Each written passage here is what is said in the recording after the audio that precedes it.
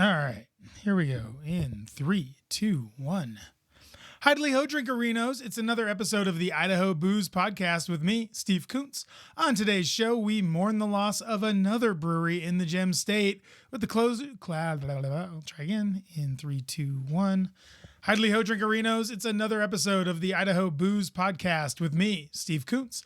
On today's show, we mourn the loss of another brewery in the Gem State, Mad Swede. Yeah, they're closing down. I'll offer what little insight I have into that, and it is very little, and what needs to happen to avoid losing more of our amazing breweries. I'm not really going to talk about that. Let's try that again. In 3, 2, 1.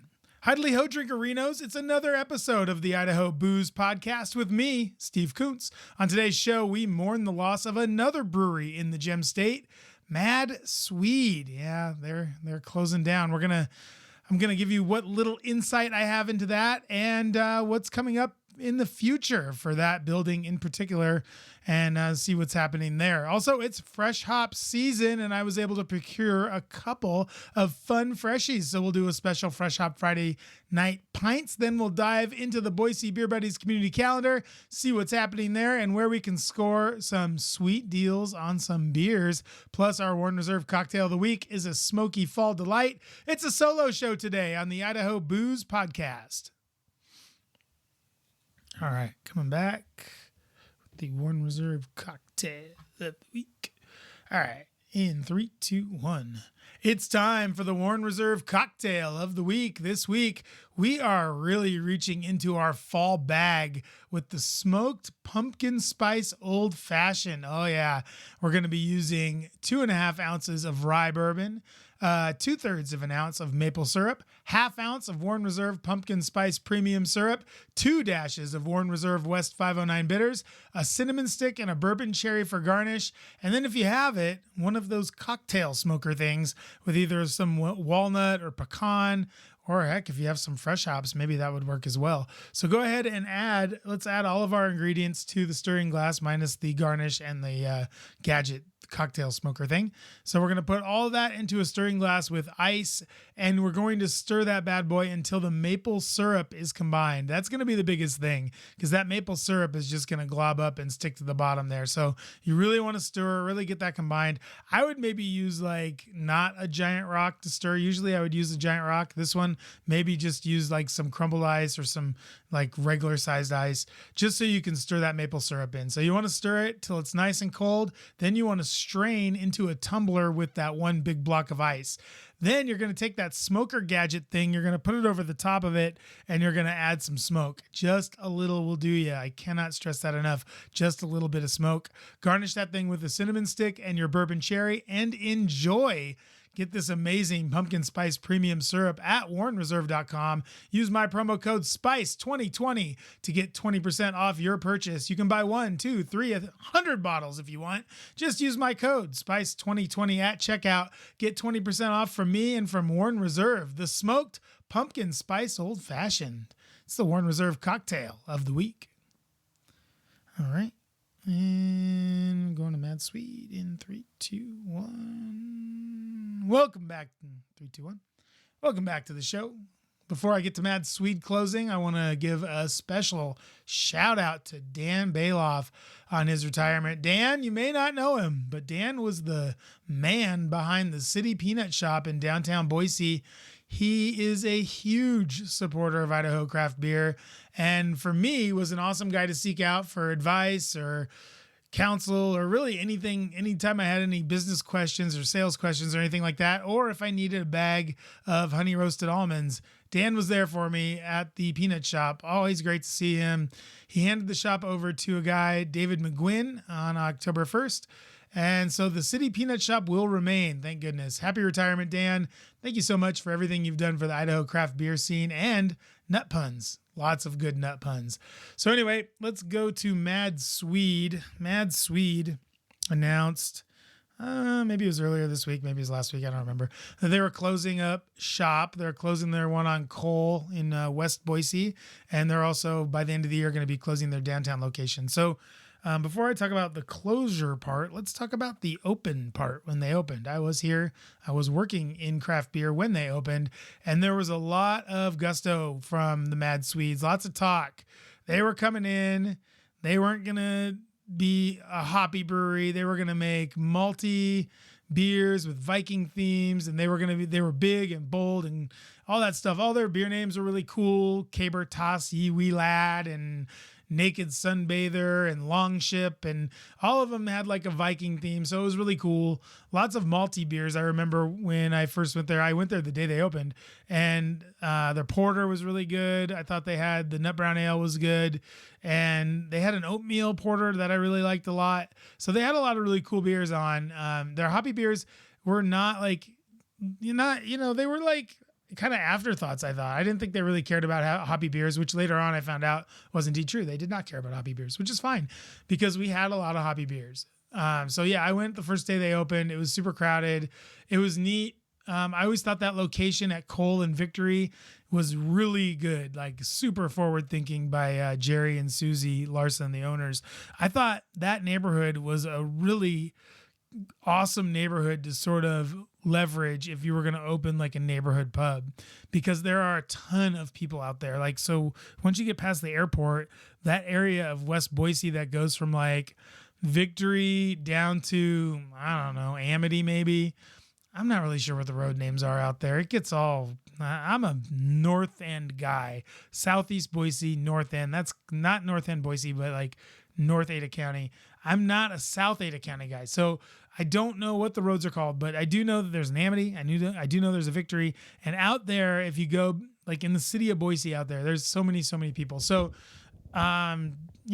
it's cool that they were the only brewery that opened up out there, giving a lot of those people some place to go and hang out. And looking back on it now that Mad Swede is closing, I find it kind of weird that that neighborhood wasn't able to sustain that one brewery. I mean, I feel like that one brewery was enough, or maybe not enough. I mean, I think you could have 2 or 3 breweries out there, honestly, for the amount of people, but I guess I'm wrong because Mad Swede announced that they're closing. Now let's go back and look at Mad Swede a little bit. They won medals. They were a really good brewery. They made really, like I said, like good beers. They won a GABF Gold, which is as good as you can do, for Naked Sunbather, the brown ale. They won silvers at NABA and IBA, the International Beer Awards, for other beers like the aforementioned Caber Toss, this Ye Wee Lad, the Scotch Ale, and their Dana Gold, their golden ale, really good too. The Dana Gold, really like that beer as well. And like I said, the Viking theme was always cool for me because I'm Norwegian and I like that shit. So then let's see, Mad Swede. So they won some medals. They did really well. And then they decided to expand to the downtown market. Now, in Boise in particular, because we're on an island, we're very small, there's nowhere for 340, 350 miles every direction. So whenever you decide as a brewery to sort of expand into downtown, you're opening yourself up to a lot of costs. And some of them are costs that you can see coming, and other ones are ones that you don't see coming. And one of the ones that you do see coming is how expensive it is to be downtown. I'm sure that place that they had down there, I don't know what building it was, the Idaho building maybe.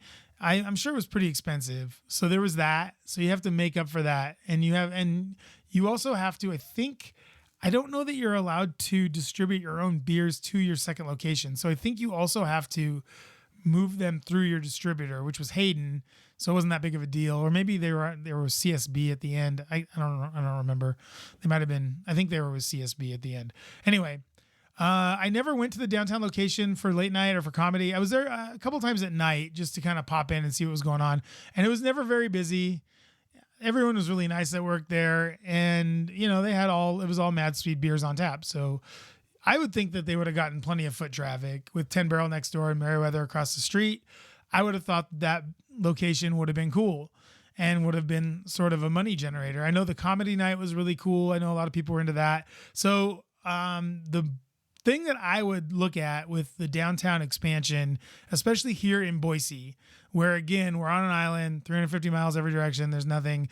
And so when you're a local brewery, you sort of depend on local restaurants and bars and, a lot of times local chains, places that are owned only by a few people to sort of give you business. And when you open a place downtown, you ironically lose downtown business. And I'll explain that. People don't like it when a brewery opens downtown that own other restaurants because they want people going to their restaurants and not your brewery. So that has always been a problem. I know 10 Barrel had to deal with that when they first opened and before they got bought by Budweiser. So after that, it wasn't that big of a deal. But I know other places had trouble with that. Edge might have had trouble with that when they opened a downtown location. And other places like Sockeye have stayed away from downtown specifically for that reason. Payette also stays away from downtown for that reason. I'm sure Lost Grove does too. Jake is a smart dude. So that expansion with the hidden cost of not being able to put beers on taps downtown at some of those restaurants probably wasn't very great for their business moving forward.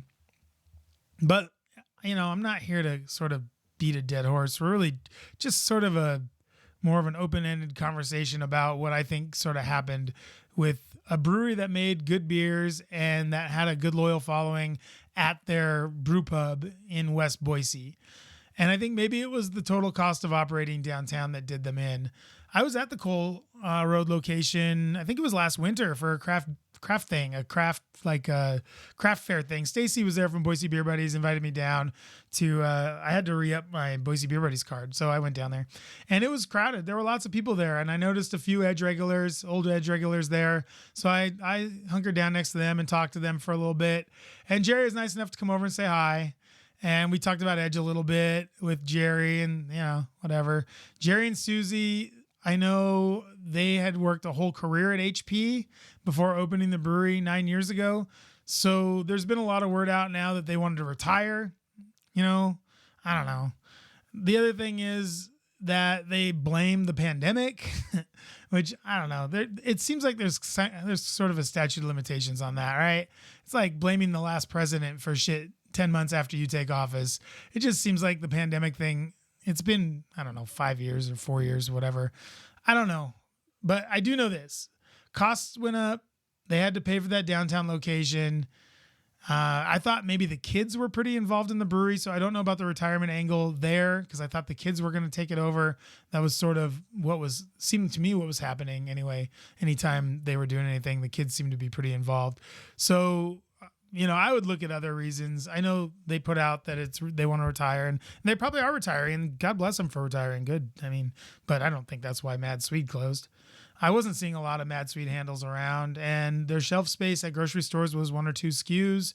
So maybe they just never got the handle of selling, And there are 3 tried and true paths to success in the local beer business.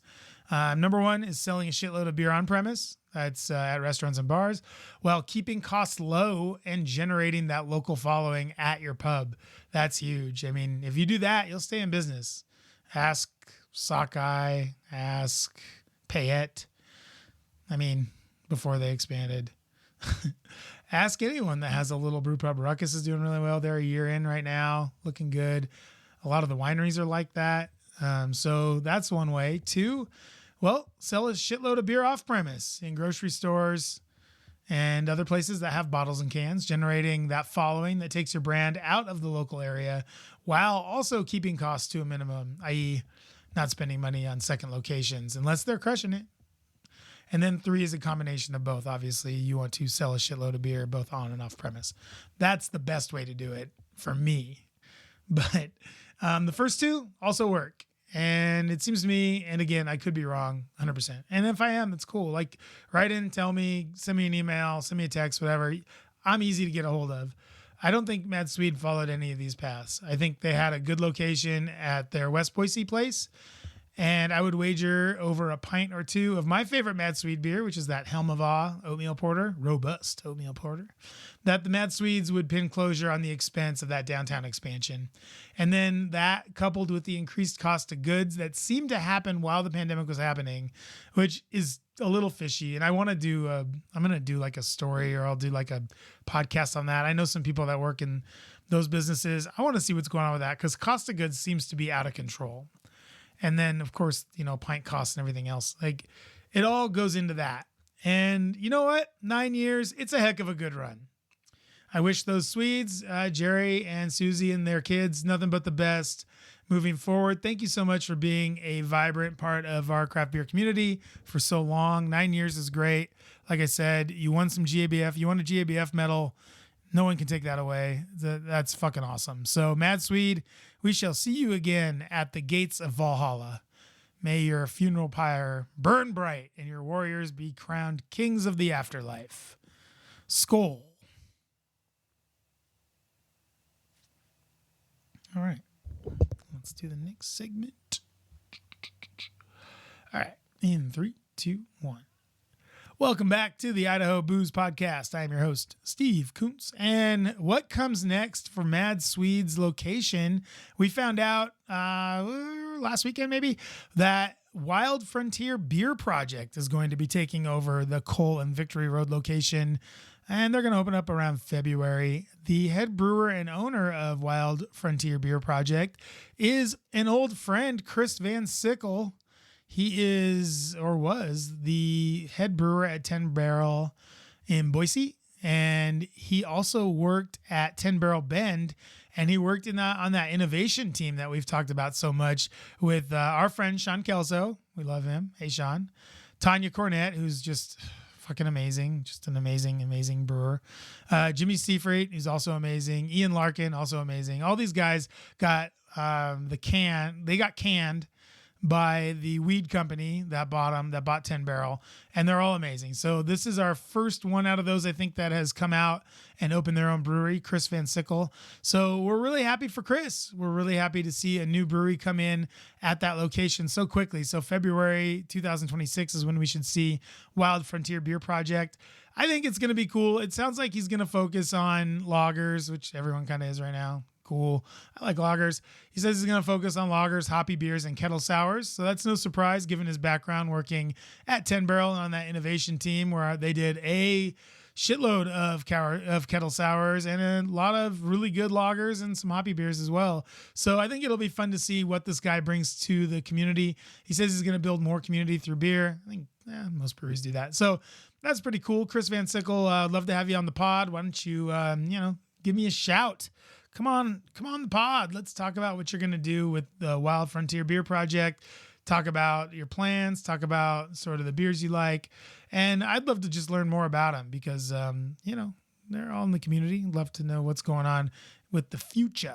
And everybody's really excited. I know he's brewed beer with Burt's. I think he's brewed beer with a couple different breweries in town. I know Burt's, they did a collab maybe a year ago with Burt's. So yeah, I keep saying Burt's. So anyway, welcome to the madness, Chris Van Sickle. Good luck with Wild Frontier Beer Project. We'd love to have you on the show. Coming up next, we're going to do Friday Night Pints Fresh Hop Edition and talk about some other stuff going on in the state as far as fresh hops go right after this. All right. In 3, 2, 1. It's Fresh Hop Friday Night Pints. Ooh, before I get to Friday Night Pints, Freshies and Friends is on Saturday, tomorrow, at Loose Screw Brewing in downtown Meridian. This is the inaugural Fresh Hop event for Loose Screw. We talked about it with Mike last week. This is going to be from 2 to 8 p.m. on Saturday. It's $35 a ticket, includes a cup, and I think it's all you can drink. Go back maybe to that last episode and check it out and see what Mike had to say about all that. This is going to be really cool. There's going to be over a dozen breweries there pouring fresh hop beers, and they're I think all the breweries are from right here in the Treasure Valley. Plus there's going to be lots of food, I think 3 food trucks, and then live music on 2 different stages. So should be a lot of fun. I'm excited. I'm going to be there in some capacity. So if you see me, come say hi and, tell me how much I suck. I'm fine with that.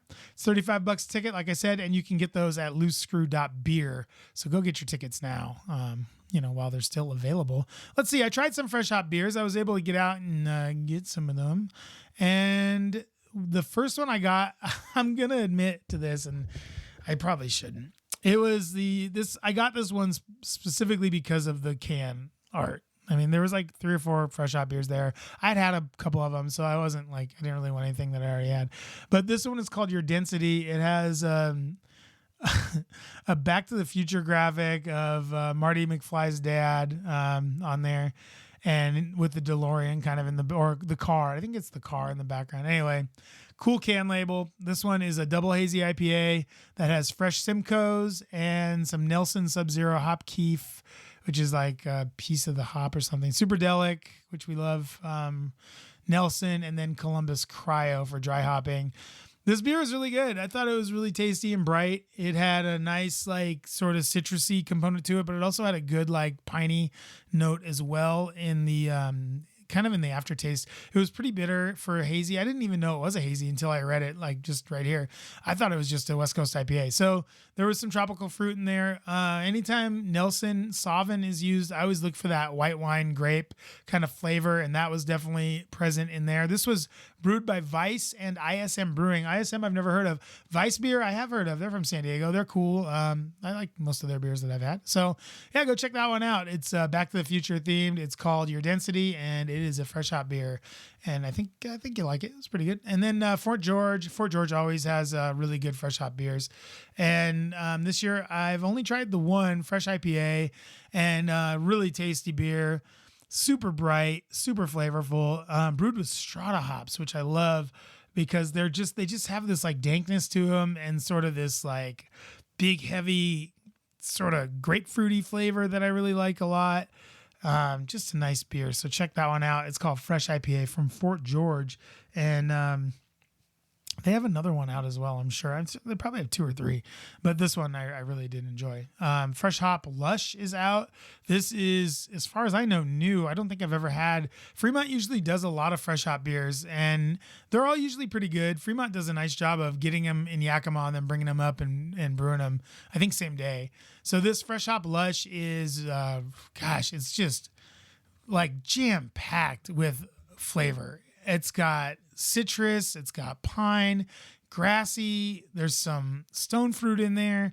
It's just got it's like Lush. I mean, Lush is a really great IPA too, but this one I think is like, it kind of amps it up a little bit. So you get a lot of that sort of orange and grapefruit, and then some of that stone fruit. And then on the back end and particularly in the aroma, you get a lot of fresh cut grass, pine, and some of that vegetal stuff that you get from fresh hops. So yeah, Fremont Fresh Hop Lush. This is on tap and in cans, but all these things are in 16-ounce cans all around town, and they're pretty fucking tasty. So give them a try, why don't you? And I'm going to try some more fresh hop beers, obviously on Saturday at Loose Screws Freshies and Friends event, and I'm looking forward to that. So we're going to come right back with the Boise Beer Buddies community calendar right after this.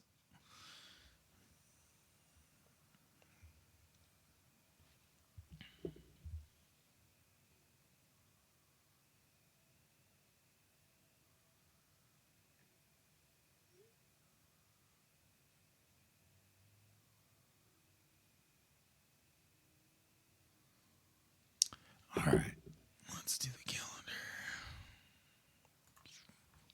All right. In 3, 2, 1. Welcome back to the Idaho Booze Podcast. I'm your host, Steve Kuntz. We are in the Boise Beer Buddies community calendar. I want to welcome a new brewery. This is Kaniksu. This is in Post Falls, a new buddy hub and a newish brewery to North Idaho. You can get $1 off your first beverage plus 15% off merch with your Beer Buddies card there at Kaniksu. This is on 4045 Riverbend Avenue in Post Falls, just off exit 2. Oh, I know exit 2. I know that exit real well. So yeah, go check that out. Salmon River Brewery is a new buddy hub as well. Welcome aboard, Salmon River. It's about time. They're a new buddy hub. You know where they are. They're in McCall. Beer Buddies receive $1 off your first pint. So make sure you check that out in McCall. Love that. Mythic Mead. This is in Garden City. Oh, I got to go check this place out. This is on Allworth. I don't know where that is. 5111 Allworth Street in Garden City. Can't be that hard to find. Unless it's in that weird Garden City that's like Avamore or whatever. I don't think it's up there. Anyway, Beer Buddies receive $1.50 off your first pour and 15% off bottle sales. That's pretty sweet. They say they're the oldest designated meadery in the state of Idaho. I got to go. I got to check it out. veteran owned and operated since 2015. I like meat. And let's see, anything else going on with the Boise Beer Buddies community calendar? No, looks like we're pretty light on stuff. Old Speak, they're going to do beer flights now, so you can check that out. And that's about it for the Boise Beer Buddies community calendar. We're going to be back to wrap up the show. And I got ripped off. I blatantly ripped off, and we're going to talk about it right after this.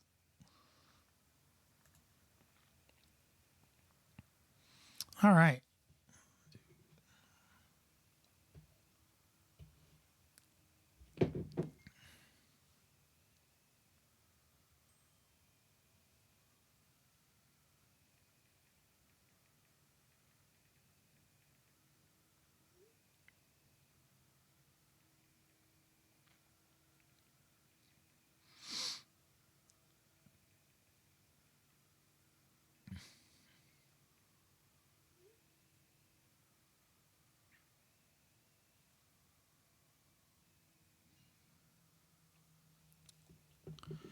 All right. In 3, it's Robichaux, right? Robichaux. 3, 2, 1. All right. Welcome back to the Idaho Booze Podcast. And I just want to thank everybody out there for listening. Really appreciate you guys listening, subscribing. Love to see some reviews. Would love to see some reviews. Please get on there and review the show. You know what? 1 star, 2 star, 3 star, 4 star, 5 star. It's all good. 5 star being the best. Obviously, we want 5 stars. We're striving for a 5 star. But if we get, a couple of 2s, I really like a 5 star review. So if you can, and if you would, please, 5 star reviews would be very helpful. Also, subscriptions would be helpful. It's absolutely free to subscribe to my Substack, idahobooze.substack.com. I'm also doing my idahowine.substack.com. That one is not free. That one will cost you a couple bucks, but it's not that much. Make sure you're going to warrenreserve.com and getting that deal there. That's Spice 2020. Get 20% off. They're delicious. I can't really put it into enough words how good their premium pumpkin spice cocktail syrup is. Really, really good. You can get that 20% off using my promo code SPICE 2020 from Warren Reserve and warrenreserve.com. We love those guys over at Warren Reserve. Give them some love back. Buy some stuff from them. Use my promo code. Show that you're listening to the pod. I would love it. It'd be awesome. Anyway, I got bones to pick here. And usually with the outro, I keep it pretty short. And this one I'll try. But man, I got ripped off. My Craft Beer is Dead column, which runs on my Substack and runs pretty much every Monday. I didn't get it out this Monday. I really wanted to, too. I have such a good one. I'll get it out next Monday, I promise. Mark Robichaux of the New York Times is he ripped off my column. He wrote a column saying it's called "Wacky Labels and Silly Names Are Killing Craft Beer," and then went on to talk about how IPA not being cool anymore is killing craft beer. Well, Mark, my readers already know that because I wrote about it 2 weeks before you did in my Craft Beer is Dead column about how IPA is dead and killing craft beer, or has killed craft beer. I jumped ahead of you. Mine, craft beer is dead, already dead. Yours, killing craft beer. So, who got there first is what I want to say. It was me. I got there first. Robichaux stole my idea that IPAs aren't cool anymore and totally wrote an op-ed about it in the New York Times. Now, for those of you who don't know who Mark Robichaux is, he's a pretty famous writer, a pretty famous editor. He's definitely in that Illuminati New York scene. And he's also quite handsome, if I can say that. Yeah, he totally ripped me off. Then the Brewers Association, which has rejected my advances to write columns for them, it should be noted, and books. They've rejected me a bunch of times. They wrote, somebody on there, I didn't get his name. I'm not going to go and get it. Wrote a really boring, completely factual stat bomb of a retort to Robichaux's hatchet job on my premise. And I just want to say, look, you guys, you can steal my ideas all you want, and you can profit off of them. Lord knows I'm not. But just subscribe. Subscribe to the Substack. I would love to have Mark Robichaux subscribe to my Substack. That would be amazing.